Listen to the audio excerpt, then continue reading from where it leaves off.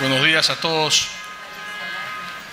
Vamos a empezar entonces la mesa sobre el pensamiento liberal de Mario Vargas Llosa, después de haber tenido dos interesantísimas mesas más literarias, con personas o amigos que han vivido junto a Mario muchísimas experiencias a lo largo de su vida en su faceta política, en su faceta de compromiso con la libertad. Yo voy a empezar con una breve anécdota porque obviamente soy de una de las generaciones que ha estado muy influenciado por Mario, por su pensamiento, y he tenido la suerte también de conocerlo personalmente. Pero, digamos, como él, yo provengo de la izquierda. Mi padre y mi madre en 1960 en París conocieron y convivieron con Mario en el Hotel Vetter. En esa época se vivía en hoteles en París y Mario escribía La ciudad de los perros. En esa época estaba con Julia y congeniaron con mis padres durante el año que estuvieron mis padres en París. Y luego, digamos, todavía no habíamos nacido, Álvaro y yo, obviamente nacimos en 65, esto fue el 60, pero después ya, desde que tengo uso de razón, yo tengo a Mario Vargas Llosa presente en mi vida, y como desde muy pequeño, como la mayoría de alumnos del Colegio Franco-Peruano, me interesé en política, y influenciado con mi padre, que lamentablemente nunca dejó de ser de izquierda,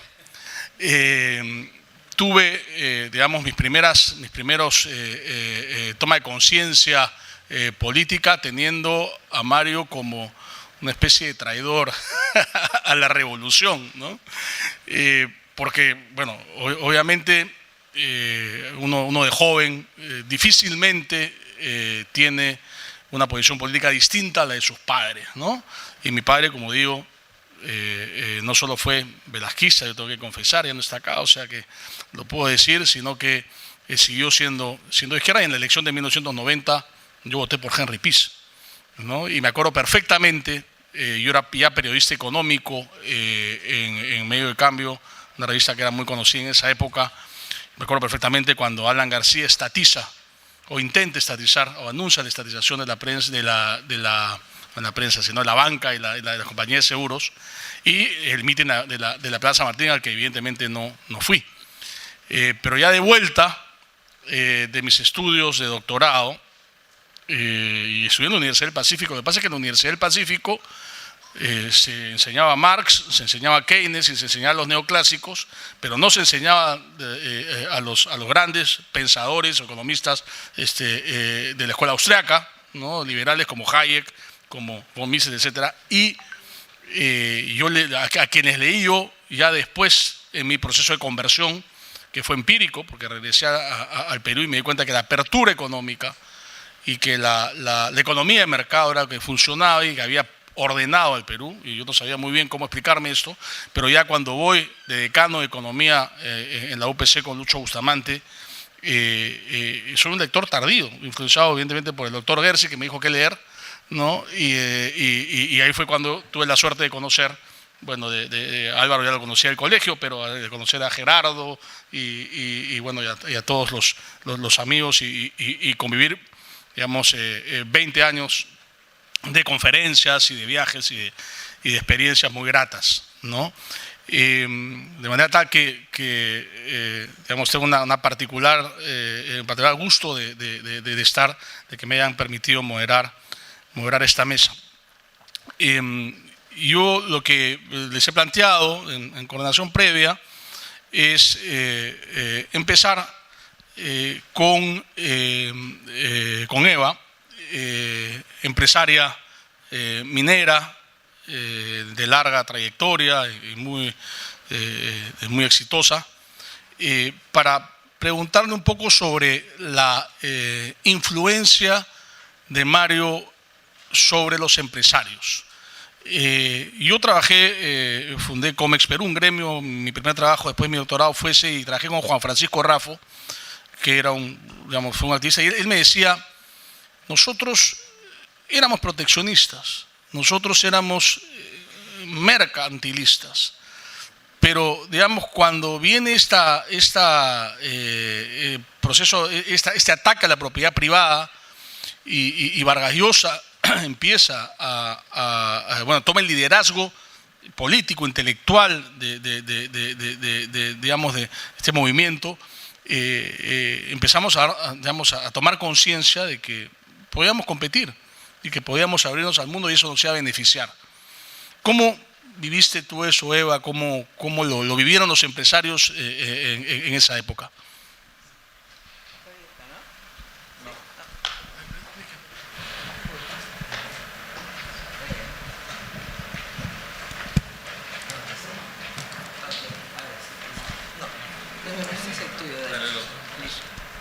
Ya, más práctico. Ahora tengo dos.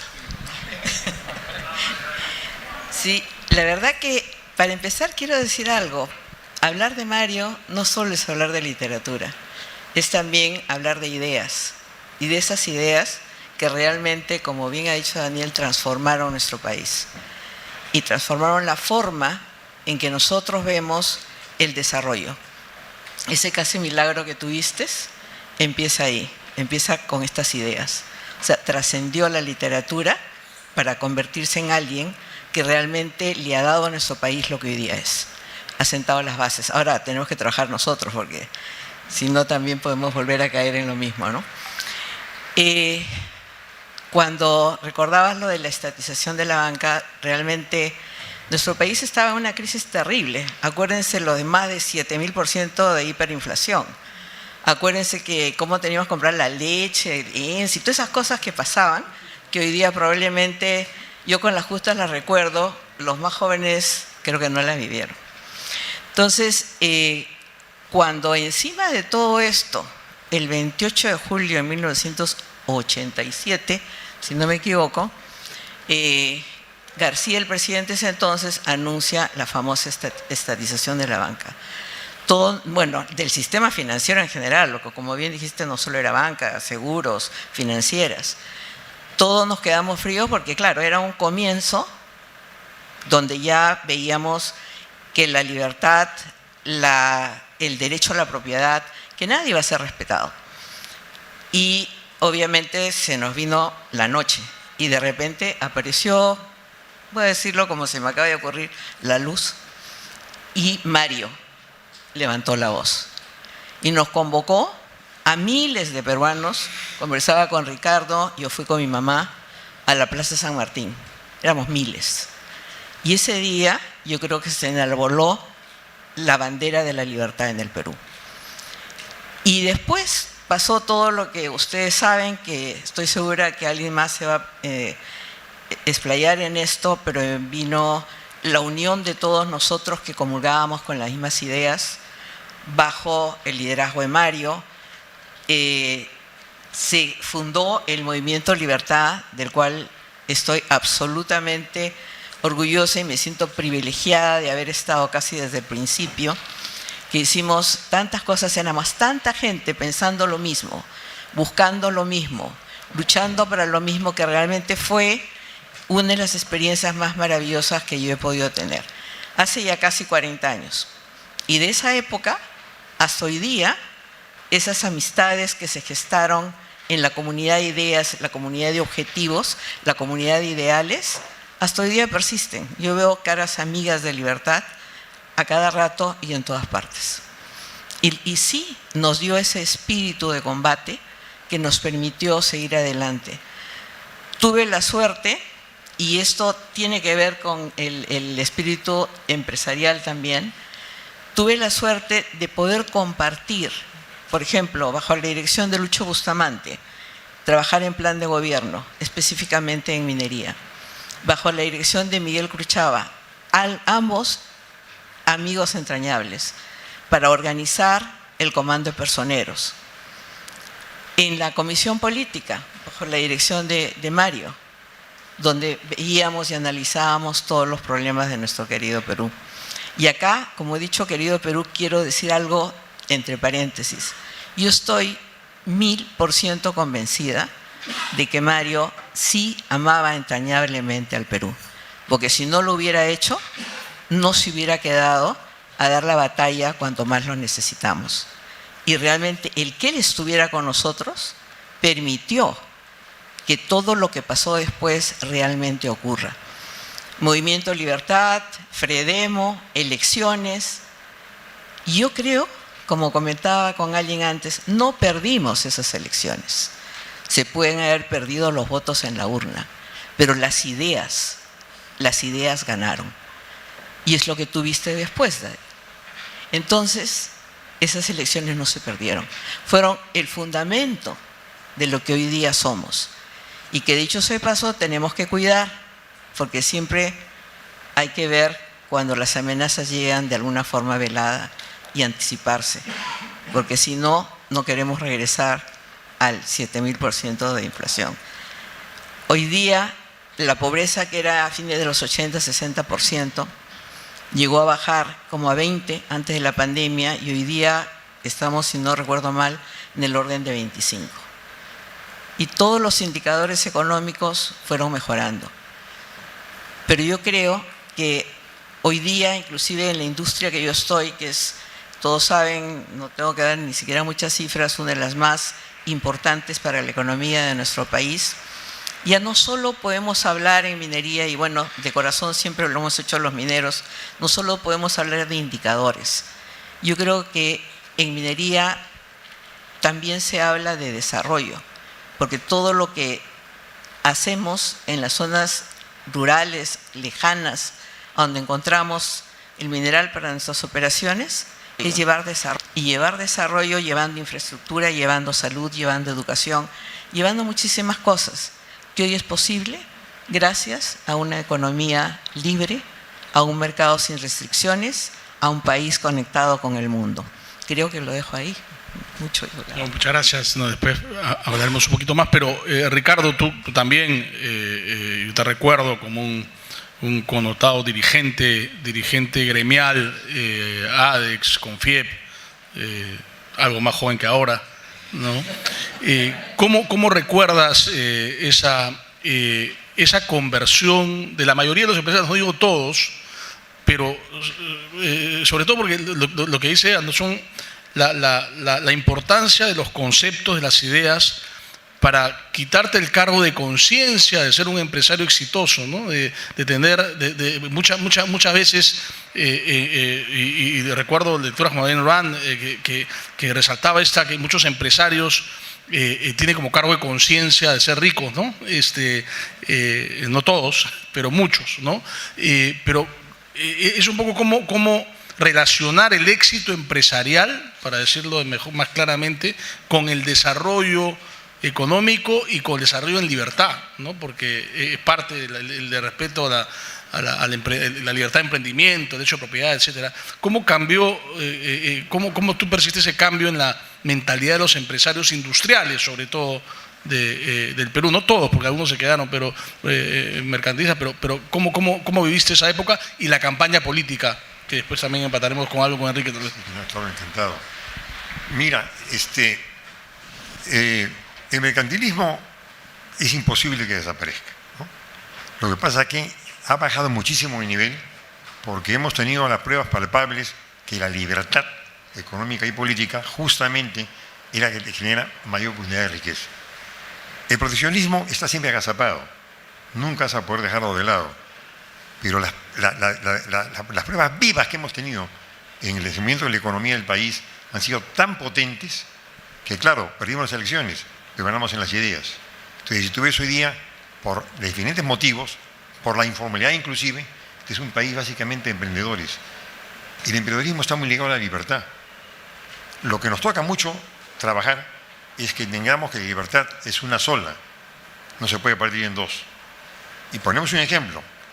El gobierno de Alan García I fue un gobierno políticamente respetuoso, un desastre en lo económico. O sea, respetó las libertades políticas, no las económicas. Fracasó. Luego viene Fujimori, con ciertos éxitos. ¿Por qué fracasa Fujimori? Por no respetar las libertades políticas. Entonces, eso es algo que tenemos que entender. Son una sola. Ahora, saltando para atrás, porque hay que destacar un poco, digamos, la importancia de Mario el año 67. Porque fíjate, esto puede sonar un poco a cherry, pero lo voy a decir, digamos, el 18 de julio, a las 2 de la tarde más o menos, hace 39 años, yo estaba en mi casa, todavía en un departamento mío que había sido soltero porque Nicolás acababa de nacer, en fin, era una criatura, ¿no? Y, digamos, realmente el discurso de García no me tomó de sorpresa porque habían rumores muy feos, muy desagradables, que inclusive ciertos diplomáticos importantes del país, de embajadas extranjeras, nos habían advertido. Pero eran noticias muy extrañas. Te hablaban de Bacus, de Cementos Lima, del Banco de Crédito, pero todo era muy confuso. Y dentro del APRA, inclusive a nivel de primer ministro, de Armando Villanueva inclusive, y Alfredo Barnechea presente. Alfredo era diputado y había estado como consejero muy directo del Arco Cox. Y luego Julio Vargas Neumann, ¿no? Que fue viceministro de Vivienda, me parece. Se reúnen, me convocan en la casa de Guillermo, digamos, para decir qué haríamos nosotros. Yo le decía, ¿en caso de qué? ¿Qué hacemos nosotros en caso de qué? Es que viene algo raro. Entonces llamen al presidente. Entonces yo empecé a llamarlo, no contestaba. Y bueno, vino lo que todos conocemos, ¿no? O sea, fue sorpresa hasta el partido aprista lo que hizo algo. Entonces, creo que todo esto motivó para mí una indignación tan grande. Yo tenía mucho menos edad que ahora soy evidentemente más calmado, he aprendido a hacerlo. Exploté violentamente y me asusté. Luego, pues le dije, Patica, acá se acabó mi carrera gremial, me botan de la CONFIEP, porque así había siempre. Los empresarios habíamos arrugado siempre. Para suerte mía, no me votó nadie. Sale el comercio fuerte, Genaro y Mario, que estaba en Puntasal, viene la noticia, llega a Lima, y si bien Mario no es el Mario premio Nobel y tal, ya era un hombre conocido. Entonces las cámaras que enfocaban a 4 empresarios medios locos que querían defenderse, llegaron pues al famoso, ¿no? Y esto fue realmente ya la dinamita del tema. Luego lo que decía Eva, agosto, el 21 de agosto. El 21 de agosto, en San Martín, que fue una cosa pues apoteósica, ¿no? Entonces, a veces discutimos con colegas amigablemente, porque no todos reconocen, digamos, que nuestro gran movimiento, nuestra gesta heroica de la CONFIEP hubiera fracasado si Mario no aparece. Porque tú imagínate, ¿cómo así un grupo de empresarios que defendían prácticamente sus bolsillos? Porque Mario hizo entender, digamos, la gravedad del tema, que para nosotros hubiera sido muy difícil explicarla, ¿no? Quien toma el sistema sanguíneo de un cuerpo, lo controla. Quien toma el sector financiero de un país, lo controla. Y ese fue un aporte que le vamos a reconocer siempre. Y después me aguardaré para algunas anécdotas. Pero realmente mi gran homenaje, digamos, a Mario fue por esa entrega que hizo, no teniendo él ninguna relación con el mundo económico y productivo del país. Bueno, Enrique, ¿se escucha?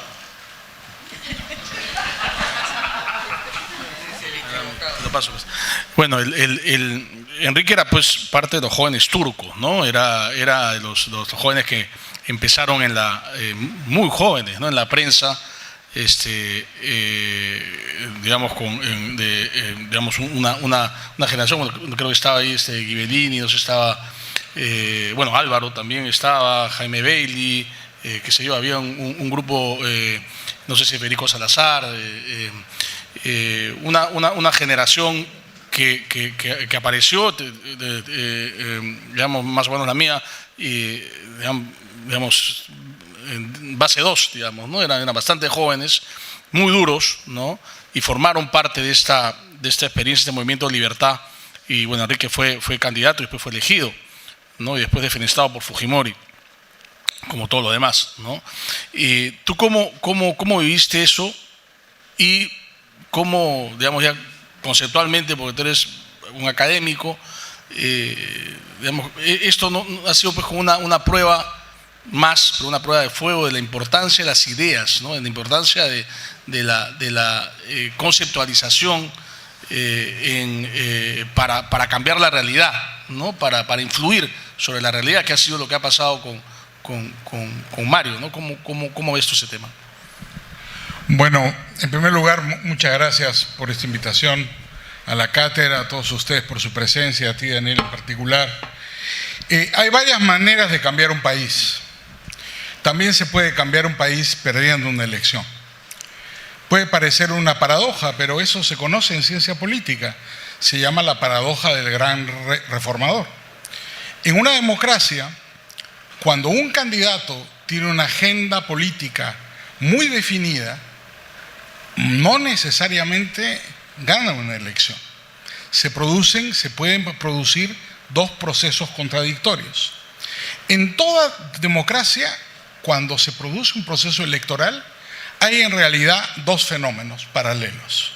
En primer lugar, la votación, el proceso electoral propiamente hablando, y en segundo lugar, el proceso político, que es la fijación, la definición de la agenda, la determinación de las políticas que se van a aplicar. Uno puede ganar una elección y perder la agenda política. Ejemplo Macri, ¿no? Connotado. Ejemplo Fernando Belaúnde, en su segundo gobierno, que ni siquiera privatizó una estación de grifos, ¿no? Pero también puede ocurrir lo contrario. Uno puede perder una elección y fijar la agenda política. El ejemplo prototípico en el Perú, Víctor Raúl Haya de la Torre del 31, que perdió, no ganó nunca ninguna elección, pero fijó la agenda política prácticamente todo el siglo XX hasta que llegó Mario. La agenda política del siglo XX es la agenda del plan máximo y el plan mínimo de Haya de la Torre de Hacho, de la famosa manifestación de Hacho del 31, y perdió la elección, nunca la ganó. Bueno, mutatis mutandis, como decimos los abogados, cambiando lo que haya que cambiar, sin pretender, por supuesto, que Mario sea Haya ni nada por el estilo, ¿no? Con todo lo que eso significa. Naturalmente, el año 90 pasó una cosa semejante. Mario persuadió al Perú de que era indispensable un cambio. Lo han dicho bien Eva y Ricardo.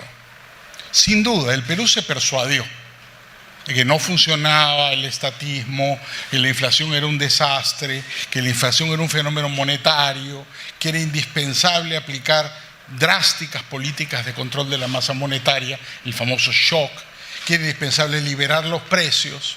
Esto se satanizó en la campaña, pero la gente se convenció, no obstante que no estuvo dispuesta a votar por Mario.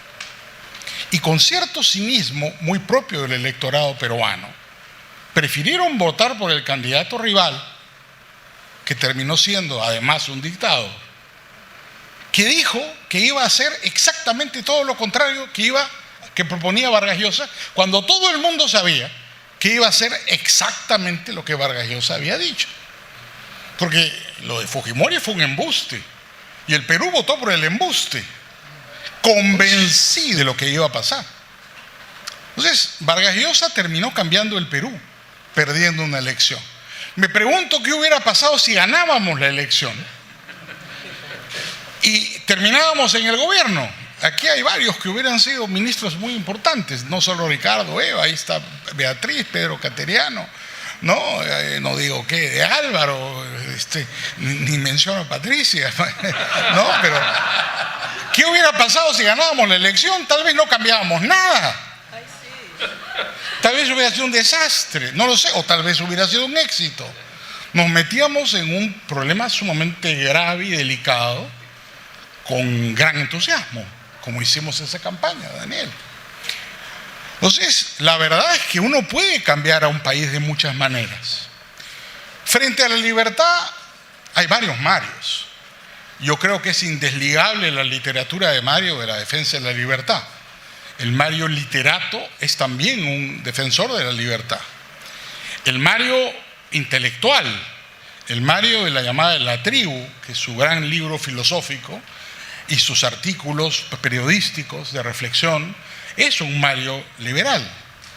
Pero el Mario activista, el Mario de esta campaña, la que vivimos juntos, aquí varios de los que estamos presentes, también fue un Mario no solo consecuente con sus ideas y sus puntos de vista, sino que supo enfrentar directamente problemas prácticos cotidianos.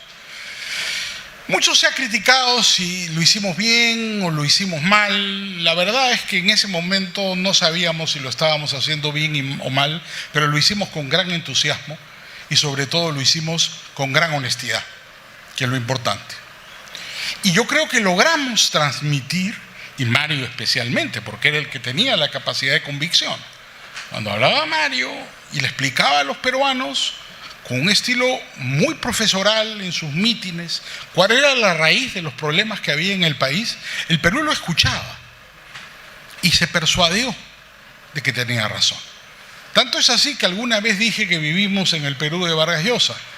Esto en algún sentido es verdad, claro, nos han ido quitando partes cada vez más, ¿no? Pero la esencia de la política, por lo menos de la política económica básica del país, se mantiene. Julio Velarde es el último bastión de esa esencia, ¿no? Todo el mundo dice, en los últimos años han habido 10 presidentes, yo digo, y un solo presidente del Banco Central. Entonces, ¿quién es el presidente de la República? En la práctica, la verdad es que el poder está concentrado ahí y es la explicación de milagros no hay en política, Daniel. Las cosas, los efectos tienen causas. Y la causa, digamos, muy bien manejada de la relativa estabilidad económica del Perú, 2% de inflación al año. Si ahorraste en soles, ganaste plata. Si ahorraste en dólares, perdiste plata. El sol es más estable que el dólar. Entonces, en general, no podemos negar que los últimos 30 años de vida institucional, de vida económica en el país han sido importantes y renovadores. Hay crisis políticas, estamos estancados en el 2016, no salimos del 2016, ¿no? Estos 10 presidentes arrancan el 2016, habrá que estudiar ese fenómeno.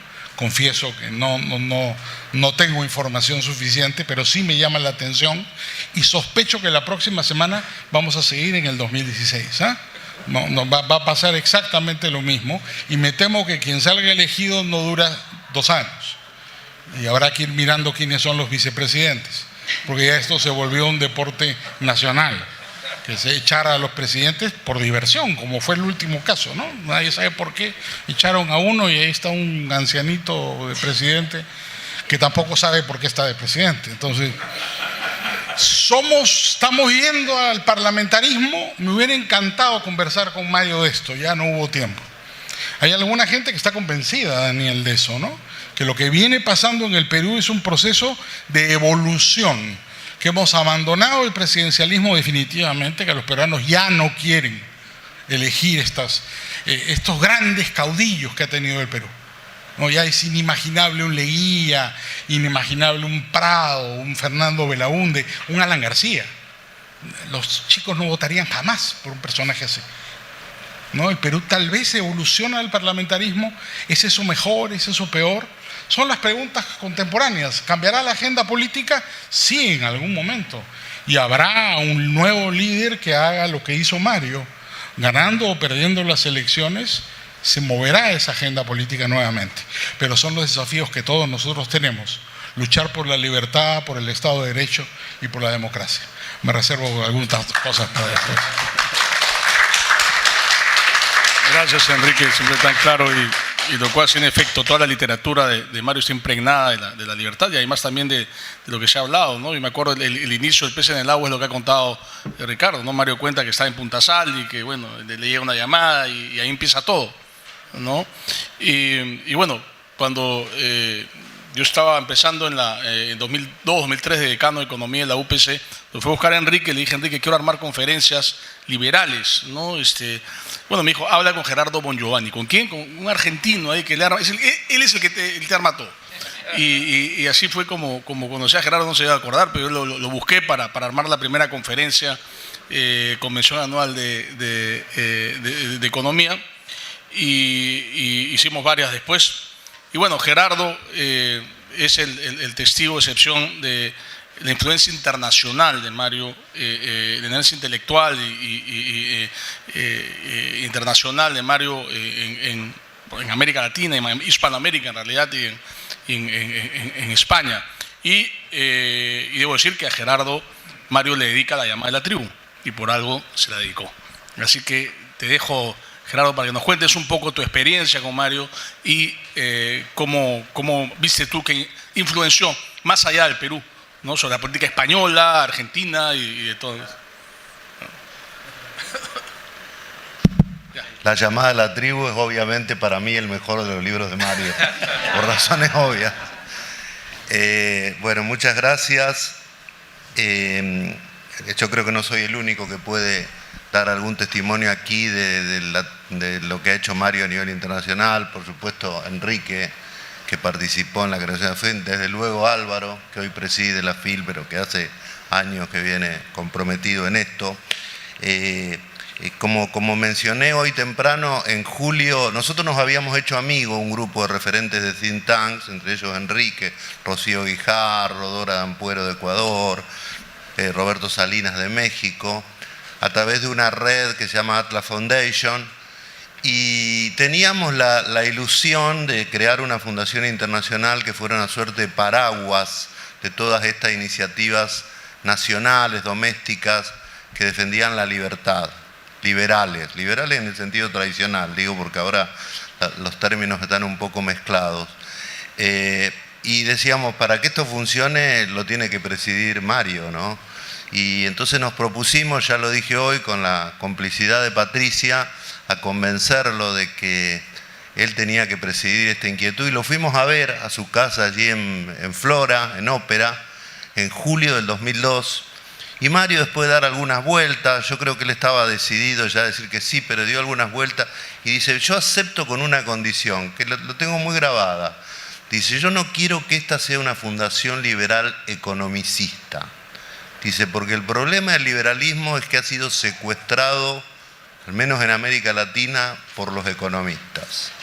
Dice, hay cantidades de gobiernos militares que han tenido ministros, pasó en mi país, creo que en Perú también, pero en muchos países besó, que se decían liberales, y eso no es compatible. El liberalismo es una visión integral. Bueno, así empezó la FIL, con esa idea, ya digo, de trabajar en apoyar las iniciativas domésticas locales.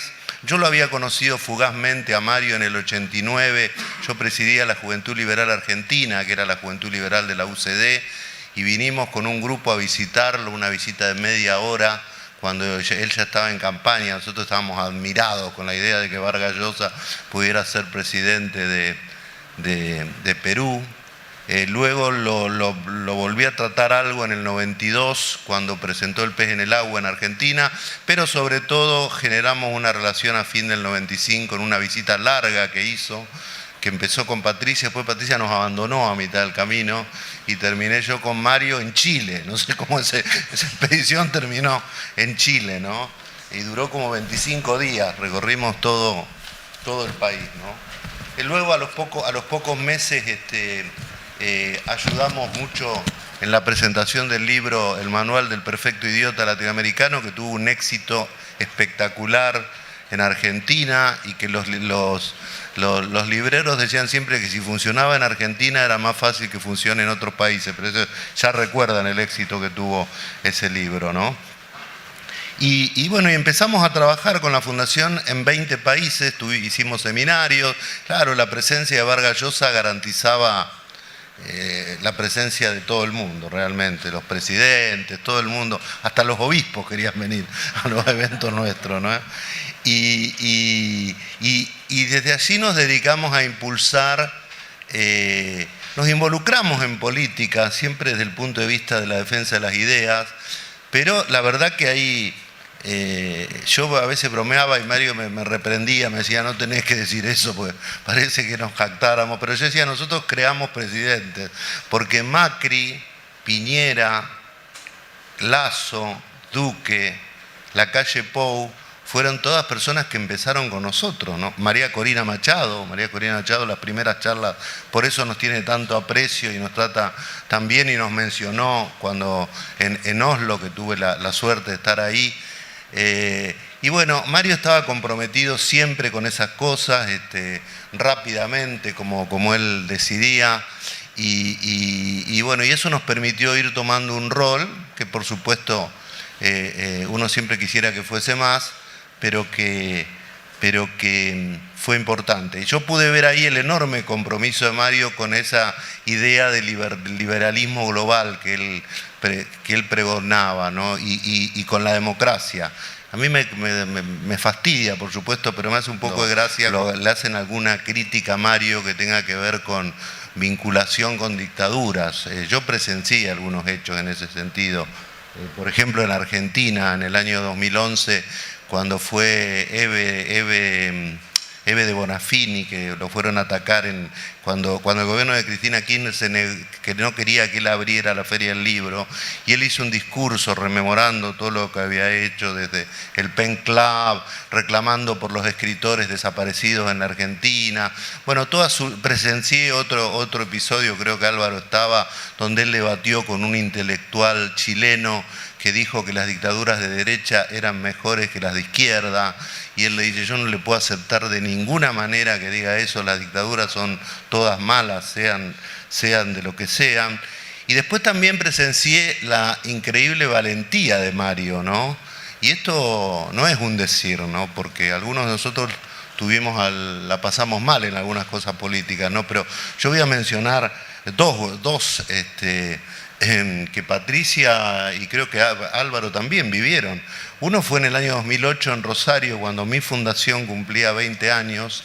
El ómnibus en el que viajaba Mario, junto a Piñera, junto a un grupo de diputados alemanes, fue atacado y casi incendiado por un grupo de forajidos kirchneristas, como nota color. Nosotros viajamos mucho con los Vargas Llosa por Argentina, y una noche fuimos a Calafate a comer a un restaurante y estábamos comimos muy bien, y le decimos cuando íbamos a comer: ¿de quién es este restaurante? Ah, es de los Kirchner, nos dicen. Porque todo Calafate era de los Kirchner, ¿no? Y era el mejor hotel de Calafate. Bueno, la cuestión es que, dicho esto, casi prenden fuego el micro, y después, en el año 2009, primero a Álvaro y luego a Mario y a Patricia, al día siguiente, los detuvieron en el aeropuerto de Caracas, los estuvieron ahí interrogándolo, preguntándole qué eran esos libros y todo eso. Y bueno, y la verdad que Mario seguía dispuesto a volver al día siguiente a Caracas, si hacía falta, o a Argentina, o donde fuera necesario, ¿no? Él tenía un compromiso con las ideas de la libertad extraordinario, como digo, con esa idea que plasma en el libro La llamada de la tribu, esa idea del liberalismo global, la idea del liberalismo tolerante, de que el liberalismo siempre tiene que estar dispuesto a autosuperarse, que tiene que ser abierto. Él mismo toma autores en ese libro que, por ejemplo, en materia económica no eran muy liberales, pero eran liberales en otras cosas, en otras cosas generales. Y eso me parece que es una enseñanza extraordinaria. Yo, como dije, tuve la suerte de generar con él y con su familia. Muchas veces fuimos a Mendoza. La última fue hace 15 días con Patricia y con Morgana y con parte de la familia, pero ese fue un viaje más de diversión, ¿no? Porque fuimos a la Vendimia, que es muy linda por lo demás. Y para mí esto ha sido un privilegio extraordinario que yo valoro enormemente, y haber podido estar con él y ahora con Álvaro y con una gran cantidad de amigos de 21 países dando este modesto aporte en la batalla por las ideas de la libertad es algo que me llena de orgullo, y creo que es un aporte, ya veremos si es grande o chico, pero es un aporte.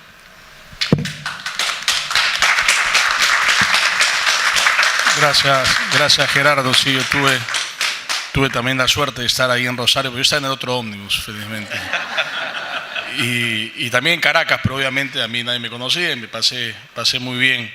Y me acuerdo en Caracas, en esa conferencia, yo estaba expositor y había afuera una manifestación, afuera del hotel una manifestación. Entonces, como no me conoce nadie, yo me metí a la manifestación a curiosear. y eso gritaban, pues, ¿no? Mario Vargas Llosa, imperialista, entonces se leían todo el programa. Entonces yo me terminé gritando, Daniel Córdoba, capitalista asqueroso. Fue una experiencia, pero bueno, vivimos de cerca, después ya no se pudo ir, ¿no? Y eso era por un aniversario de SEDICE, ¿no? La organización de Rocío Guijarro, y sí, ahí detuvieron a Álvaro, yo me acuerdo en el aeropuerto, no sé si a Mario también, pero iba a haber un debate con Chávez ahí. Yo me acuerdo que Chávez lo retó a Mario a debatir, ¿no? Y después se chupó, ¿no? Chávez se chupó después, pero... Perdón. Sí. Chávez lo retó a un debate. Sí. Mario aceptó y nos nombraron a Rafael Alfonso, que era el presidente de SEDICE, y a mí, que fuéramos a negociar las condiciones, y después de una reunión estaba Enrique Krause con nosotros, Castañeda, y dice, vamos a pedir dos cosas nada más. Primero, un timekeeper, alguien que controle los tiempos, porque si no Chávez ya sabemos, no puede hablar. Y segundo, que si él lleva gente, nosotros llevar la misma cantidad de gente. Cuando llegamos a Miraflores no había nadie. Se habían ido, se habían olvidado del debate. Perdón. No, sí, fueron anécdotas interesantes. Pasemos un poco también a la controversia, porque sería no hablar a Mario, poner un poco de picante en el debate de controversia que ha habido, que obviamente hubo en el Perú durante un buen tiempo, ¿no? Por este fenómeno que ha sido el fujimorismo y el antifujimorismo, ¿no? Durante varios años, hasta la última elección, ¿no? Hubo pues una clara posición de Mario en contra del fujimorismo por lo que representaba, ¿no? Para Mario representaba este economicismo, ¿no? El hecho de que no se validara un gobierno, o la memoria de un gobierno que, por más que hubiese hecho cosas positivas económicamente, fue autoritario y corrupto políticamente, ¿no? Y moralmente. ¿Cómo, Eva, tú que eres digamos, líder empresarial de un sector, además que creció mucho por las reformas de Fujimori, ¿tú crees que los empresarios, o gran parte de ellos por lo menos, no compraron finalmente la idea completa del liberalismo, o sea, lo que Mario pregonaba y lo que muchos defendemos, ¿no? Que es que la libertad es una, ¿no? Y la moral liberal es una, ¿no? Y no puede ser a medias, ¿no? ¿Por qué crees tú que no hubo ese consenso durante todo este tiempo entre los empresarios? Bueno, supongo que en todas partes se cuecen habas, pero el sector empresarial en el que estoy yo más o menos siempre, no hay ninguna de esas cosas, todo lo contrario. O sea, creemos en la libertad en todos sus aspectos, o sea, no solo en la económica, todo tiene que estar junto. Y es por eso de que el día que Fujimori se convirtió en dictador, no importa qué otras libertades pueda haber mantenido. O sea, es más, faltó tal vez a la más importante. Nunca debió hacerlo. Pero al margen de eso, yo creo que en el empresariado, dependiendo en qué industria estés, hay veces puede ser más cómodo que haya determinados controles, que haya determinados mercados cautivos o ese tipo de cosas. Pero a la hora que tienes que tener una industria eficiente, no importa cualquiera que sea, que tienes que competir, que tienes que tener un producto de excelencia, el mundo está abierto y ese es donde te tienes que mover. Y para eso requieres absolutamente todas las libertades y ningún proteccionismo, porque a lo único que te conduce el proteccionismo es a ser menos eficiente, a ser menos competitivo, a creer que todo te va a llegar y no poner lo que uno como empresario tiene que poner para que las cosas realmente funcionen. Yo creo que antes de Mario el empresariado estaba, digamos, semidormido. Para algunas situaciones era cómodo el anterior modelo, digamos, pero no creo que para todos ni para la gran mayoría. Cuando hay subsidios y ese tipo de cosas, probablemente, entre comillas, se puede beneficiar a un pequeño sector, pero eso no quiere decir que eso te da a ti muchas más posibilidades como empresario. Todo lo contrario, reduce todas tus capacidades de creatividad, de eficiencia, de transparencia y etcétera. O sea, yo sí no creo que haya empresarios que piensen que un modelo como el que teníamos antes podría funcionar, y tampoco que una dictadura, por más que en la parte económica tengas libertades, puede funcionar. O sea, la libertad, como acabas de decir, es una, y es en todos sus aspectos. Sí, gracias. Y regresando un poquito al mismo punto, Ricardo, estábamos en una reunión en el año 2011 de la Sociedad Montpelierán en Buenos Aires, ¿no? Y ese es la meca, pues, del liberalismo. Y fue ahí que Mario anunció que, digamos, iba a votar y llamaba a votar por Ollanta Humala. Y, digamos, los venezolanos con los que yo estaba en la mesa me miraron y me dijeron, ¿puedes explicar esto? Se pararon. O sea, fue algo, para muchos de nosotros fue bastante complicado, digamos, de explicar después en el Perú, porque nos sabían cercanos a Mario, admiradores de Mario, y que, digamos, el candidato chavista fuera defendido, era realmente algo que nos llamó la atención. Muchos de nosotros no optamos por hacerle caso y digamos, como él era, aceptaba pues absolutamente la discrepancia, ¿no? Obviamente con altura y con debate alturado, pero ¿cómo viste tú eso, Ricardo? ¿Tú votaste por Ollanta Humala en 2011? No, Daniel, yo fui uno de los... No, lo hago público. Lo hago público. No, yo creo que quizás haya sido la única oportunidad que he discrepado, digamos, con Mario. No, perdón, sobre dos temas. Sobre la Comisión de la Verdad, que ahí discrepé, digamos, con Mario y con mi gran amigo Fernando de Cislo. Tuvimos opiniones distintas sobre la Comisión de la Verdad. La amistad nunca se les rebajó con ninguno de los dos. Y luego con el tema de Ollanta, eso no lo apoyé, ¿no? Eso fui muy claro, porque, digamos, si bien es cierto que el gobierno de Ollanta no fue un gobierno desastroso como se vaticinaba, creo que fue un gobierno que adormeció la economía del país. No. Una persona que estaba haciendo lo que tenía que hacer, entre comillas, pero no haciendo lo que él quería hacer. Y ahí es la gran diferencia. Tú puedes, como le pasó a Fujimori, en el caso de Sedapal y de Petroperú, digamos que tuvo que tomar una actitud liberal en lo económico, pero al final no creía en eso. Entonces cometió este par de errores tan graves de Sedapal y de Petroperú, que hasta hoy los pagamos todos los peruanos. Sí, bueno, una cosa que yo más apreciaba de Mario era digamos, respeto por la discrepancia. Era un liberal. Digamos, ser liberal justamente en ese sentido, ¿no? Discrepar y respetar la discrepancia. Porque discrepó, bueno, hasta con Álvaro, yo me acuerdo un debate que tuvo, que lo recordamos alguna vez, ¿no? Y era eso, ¿no? La riqueza del liberalismo está ahí también, ¿no? En saber discrepar y en confrontar ideas. Y en ese sentido, Enrique, a mí me pasa algo últimamente, ¿no? Porque, digamos, estoy dedicando parte de mi vida también a la literatura y trato de asistir a todo lo que hace la cátedra en el mundo y también a lo de la fila, obviamente.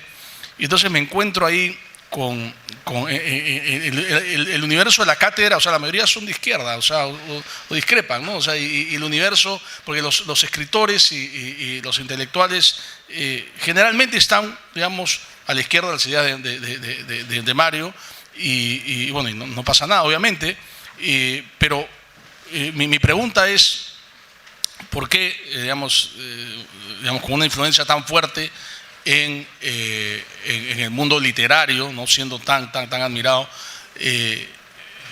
no ha sido la influencia tan fuerte de Mario en las ideas de los escritores, digamos, más reconocidos? O sea, ¿por qué tú crees que hay ese fenómeno en la academia de que no, digamos, las ideas liberales sean rechazadas muchas veces, ¿no? Y pasó en las elecciones de 2021, cuando Mario optó por no apoyar a Castillo y finalmente apoyar a Keiko Fujimori, porque ya veía que esto ya no era Ollanta Humala, sino era Sendero Luminoso.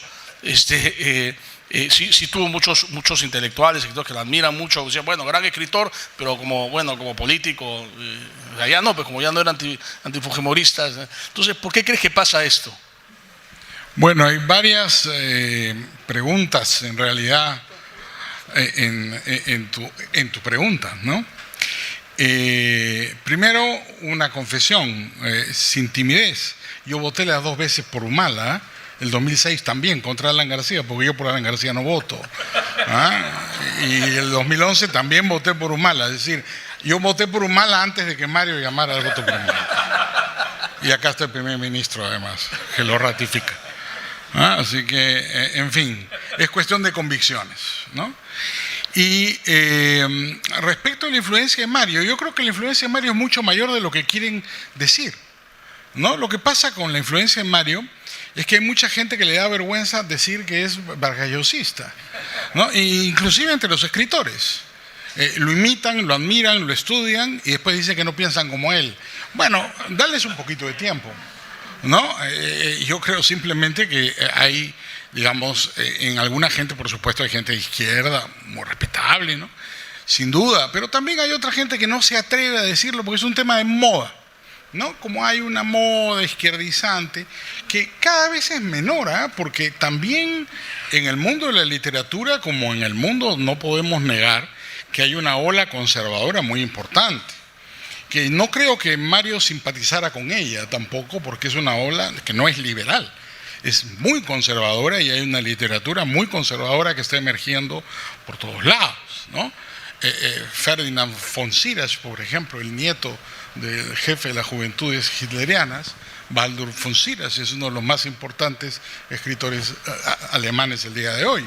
Su literatura es una literatura absolutamente admirable y está considerado por los críticos, yo no lo soy, así que solo repito, por un fenómeno, un auténtico fenómeno literario, pero es claramente un literato muy conservador, ¿no? Entonces, el mundo también cambia, el mundo tiene opiniones distintas.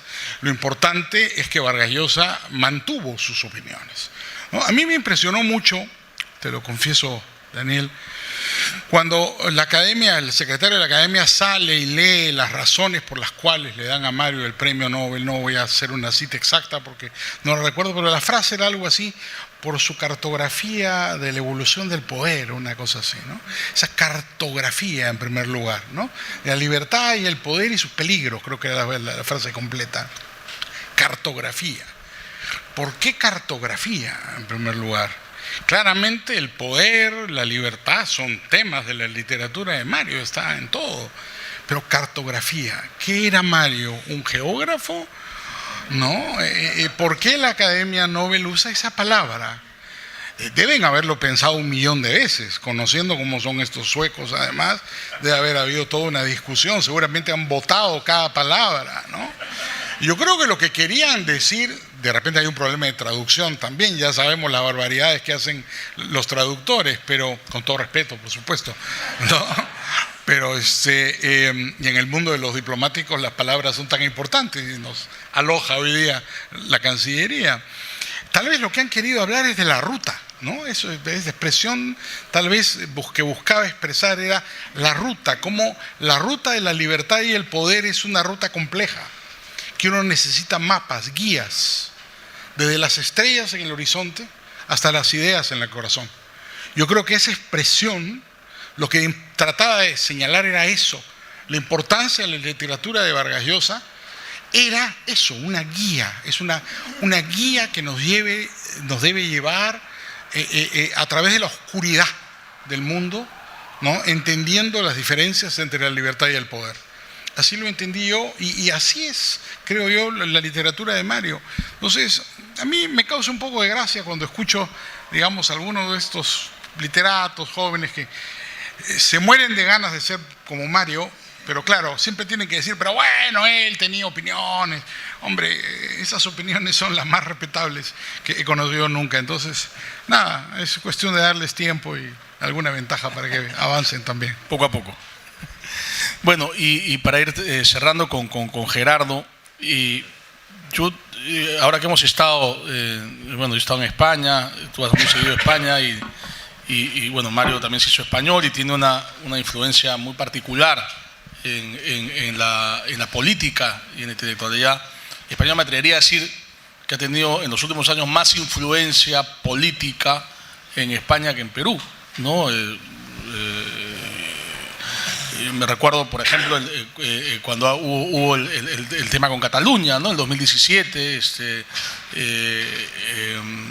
él fue invitado por Cayetano Álvarez de Toledo, y fue algo muy parecido, guardaron las distancias con lo de la Plaza San Martín en 1987, ¿no? Un discurso en Barcelona, digamos que parecía el Mario, pero le hablaba a los españoles sobre el tema catalán, ¿no? Obviamente con la posición de la derecha española, porque Mario en España es claramente de derecha y era, digamos, derecha liberal, ha llegado al PP, un periodo de Ciudadanos, pero tenía un peso específico, probablemente el intelectual de más peso, digamos, derecha liberal, de más peso en España, ¿no? Muy por encima, me atrevería a decir, de Sabater y todos los que le siguieron, ¿no? Cuéntanos un poco de detalles sobre esa influencia, cómo la has vivido, ¿no? Porque tú la has vivido ahí. Antes un comentario sobre el tema anterior, ¿por qué entre los escritores, entre la gente del mundo de la cultura, hay tanto pensamiento izquierda y menos pensamiento liberal? Yo, desde que empecé a armar mi fundación en Rosario tiene 38 años de vida, que me formé un poquito en Estados Unidos. Recuerdo a uno de estos líderes que me decía, mírense para adentro, miren qué es lo que están haciendo mal. Nosotros tenemos que mirarnos para adentro ahí también, tenemos que mirar por qué dejamos ese campo de batalla, para decirlo de alguna manera. ¿Por qué no dimos, a lo mejor por el economicismo, no nos preocupamos tanto de dar la batalla de la causa de la libertad, por ejemplo, en el mundo de la cultura? Eso, desde que la cátedra se integró a la FIL, que fue durante el COVID, fue, yo creo, Álvaro, el mandato más claro que dio Mario, ¿no? Yo quiero que esta cátedra defienda, y él hablaba siempre de la cultura en libertad. Y eso lo hemos puesto como un objetivo central, ¿no? Y tratamos de hacerlo. No es fácil porque efectivamente hay ciertas profesiones. Mis hijos son todos economistas, ¿no? En las facultades de economía no es muy fácil, al menos en Argentina, encontrar gente de izquierda. Casi todos tienden a ser liberales, así como en otras facultades la mayoría son de izquierda, ¿no?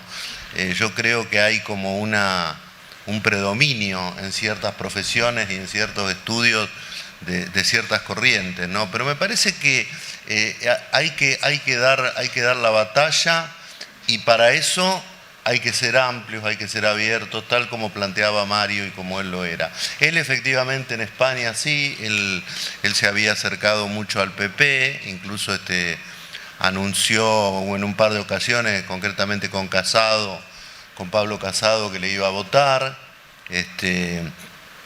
a pesar de que tenía muy buena relación con muchos, que tenía él y que tenemos nosotros muy buena relación con líderes de izquierda, con por ejemplo Felipe González, que ha venido y viene a muchos eventos nuestros. Ahora, también ha pasado una cosa, sabemos que estamos viviendo un momento raro en la política, ¿no? La izquierda se ha radicalizado mucho en España y en Europa. Yo creo que ahí empiezan los males. A mí me parece que estas derechas que surgen ahora, y no es por justificar estas derechas un poco refractarias, son consecuencia de la radicalización de la izquierda. Uno mira el Partido Socialista Español hoy, bueno, más se parece al Partido Comunista, o incluso a la izquierda del Partido Comunista de Santiago Carrillo, de lo que era el partido de Felipe González y de Guerra. Y me parece que esa radicalización de las izquierdas que ha pasado en todos lados, en Inglaterra, en Francia, en Italia. Bueno, Italia, el país de mis antepasados, nunca es muy serio en nada, ¿no? Así que no tanto, pero me parece que eso es lo que ha pasado, ¿no? Y esa radicalización de la izquierda ha llevado al otro lado. Un poco lo que está pasando en la Argentina. En la Argentina tuvimos un gobierno peronista muy de izquierda, el kirchnerismo obviamente, y bueno, y ahora viene una reacción, Yo espero que encontremos una posición de centro liberal, que es a lo que todos aspirábamos y en especial a lo que creo que aspiraba Mario. Así es. Bueno, estamos terminando, no sé si quieren agregar, alguien quiera agregar algo más, estamos impecables casi con el sí, Eva. Solo algo muy breve. Yo creo que en el cambio que hay en la implementación de las ideas que dijo Fujimori que iba a implementar y lo que llegó a hacer, hay una influencia obvia del plan de gobierno que se hizo en Libertad. Igual, cuando sale electo Ollanta-Humala, todos pensábamos que iba a ser una izquierda radical y no lo fue. Y ahí también hay una influencia de las mismas ideas. Entonces, yo creo que lo que Mario sembró en su momento perduró y esperamos que siga así, pero nuevamente, repito lo que dije en un momento, también tenemos que seguir trabajando en que esas ideas realmente echen raíces tan profundas y se adecúen a los momentos en los que estamos, que sean inamovibles. De lo contrario, vamos a regresar al siglo, no sé si el pasado o el antepasado.